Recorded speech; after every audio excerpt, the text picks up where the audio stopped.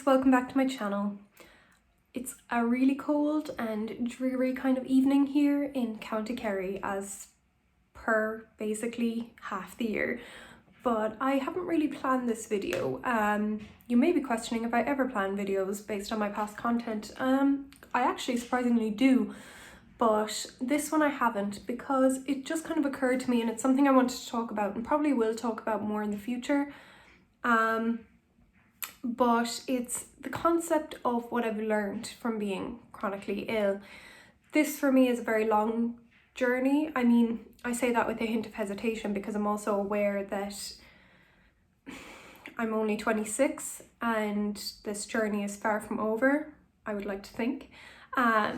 So it is quite a long one, but I have been ill in a lot of different capacities with ultimately the same chronic illness. Since I was about 18, symptoms began for me around 15, maybe 17, when they really hit a peak where I felt like I couldn't particularly cope with pain and chronic pain. And I would like to think I've learned a lot and my coping mechanisms are better, my routines are better, I'm not as hard on myself, I actually just don't expect as much for myself. But sometimes I fall short. But I want to think of something positive that it came out of this journey. And I was reminded because I spoke with my friend. I have a very beautiful best friend, Nicole. We've been friends since we were 5. We went to school together. We live extremely close to each other and we are very close in general with who we are. But she remained extremely kind to me when I was sick, when I was a very flighty person to be around because I could cancel plans last minute due to pain or anxiety related to pain or exhaustion. A lot of the time actually it was exhaustion. So I wasn't particularly a very consistent friend. If it hadn't been for mobile phones and like being able to text and Snapchat each other, I literally don't know what we would have done. But I do really value that she had no concept of what I was going through. She thankfully was very healthy and was living a very different life and a very full life in comparison to me. But she remained very close and tried her best to understand. And I think what she actually did was she gave me breathing room to talk, whereas I probably didn't do that as much with my other friends simply because I was petrified of being the girl who complained too much. Nicole created a very safe space. I hope she won't mind me saying this. I really hope she won't. However, in recent years, as my health has improved, obviously not perfectly, I do still, catch viruses and colds quite quickly. Last week is a great example where I filmed a whole video thinking I felt a bit off and then ended up being sick for a week, which might only have taken somebody else down maybe for a day or two. But that's fine. But Nicole has suffered herself with chronic pain recently. By recently, I mean the last 2 years. So it's recent to a degree, but it's also not. And I won't go into the nature of her chronic pain or conditions or anything, but it has been a very horrific journey for her. And there's kind of no denying that, really. It's just been exceptionally difficult. And I find now that my heart is with her so much because not only can I understand that pain, but I understand what it is to be looking on the outside of somebody you love's pain and not being able to do anything.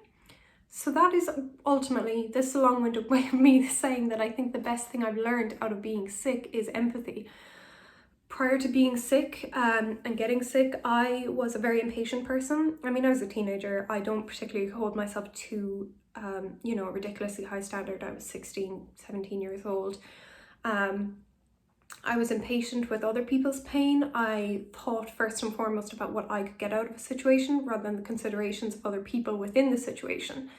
Ultimately, I would say I was relatively selfish, to be honest. And I don't really have any qualms about saying that because I think in most ways, people who haven't experienced certain things are selfish in relation to not understanding something they haven't experienced, and that's not their fault. But it does mean when you do experience it, you see this massive juxtaposition and there seems to be this great divide between who you were before and now after. And for me, I look at who I was before and I see a teenager who was very demanding, really, quite demanding, quite selfish, quite,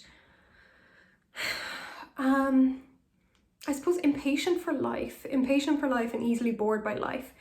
So I wanted to keep moving, I wanted to keep doing things, I wanted everything to constantly be exciting. It didn't matter if I was with people like my mother who has arthritis and was in crippling pain.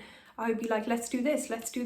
And when she would say, my pain is too bad, or I need us to walk slower, I would obviously do it and I would obviously comply, but it would be with a hint of begrudgery, which is, not a great thing to admit, but it's also honest. And then I look at who I became in the transition period between before and after, and who I became really was someone, it was kind of like I had been a very sure person. I had been a very confident in my stance kind of person. I was still a teenager and still self-conscious to the nth degree about basic things, but in how I viewed myself, I was very, very confident.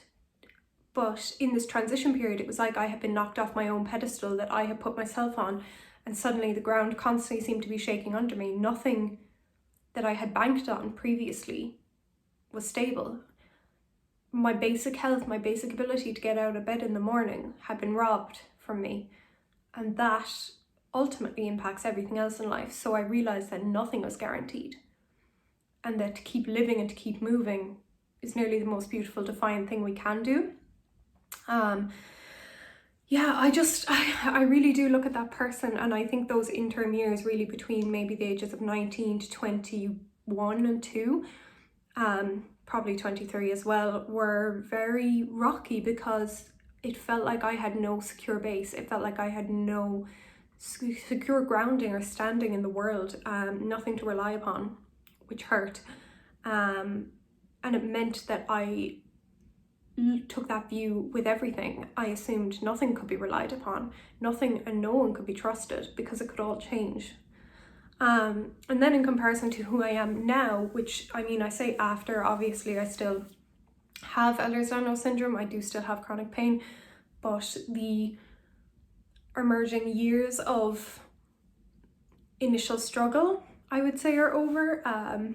Doesn't mean there won't be different types of struggle, but the inner battle I have with myself is a little less, really. It's actually quite a lot less, because I now understand myself better and I understand how my mind works much better, so that I demand less, and that's quite beautiful for me. So who I am now in relation to, like, my friend Nicole, who needs me now, even though, to be fair, she will tell you I still rely on her. She is an empathetic person, is someone who's compassionate based, someone who holds themselves very accountable. I'm constantly holding myself accountable to higher standards of kindness. And you may think that's tiring, because it does seem like I'm constantly looking back on situations and thinking about ways I could have improved, ways I could have acted better, ways I could have been a better version of who I am. But to me, I see it almost as empowering, because it means I'm taking life and acknowledging that I have full control to be the best version of who I am at all times. And I do think I'm someone who's very hopeful now, whereas I do think you have to experience probably a lack of hope to understand what it is to live with hope. Nothing can exist without the contrast of it. You have to understand what it is to not have anything, to understand that you are then privileged when you get, a lot of income or wealth. So, you always need the contrast of things. It's like you never know that it's dark outside if the sun never came up in the first place. So I think I went through life in my before phase, assuming life would happen to me and assuming I would get what I wanted. Because why wouldn't I? I was a good person. I was doing my best. I was going to school and being 16 years old. There was nothing too wild there, so why wouldn't it be? And then during the in-between years, I went through a very long period of hopelessness where I had to sit and acknowledge the fact that this was my life. My life was going to involve pain. And it was only coming out of that in between, I suppose, in the latter years, and realizing that just because my life involved pain, it didn't have to involve suffering. It really didn't. It never had to involve suffering. and that one could live with hope, because there's nothing that I haven't survived. You know, every time I've thought I can't take any more of this, I've been wrong. Or anytime I've said I can't handle this or I won't be able to handle that, I've been constantly wrong. And that's a pretty big deal to me, really. And now I live an optimistic life where I would say that I have the ultimate control over my own experience in life. Obviously, I know that ties to my spirituality, which is very strong, and is realistically a spiritual belief. But I do think that foundation comes from my own experience of nearly clawing my way back to health and realizing that I did that. I had help, obviously. I had so many people I love around me taking care of me, but I had to do it. I had to wake up in the morning and decide that each day was going to be better, even if I felt the same amount of pain.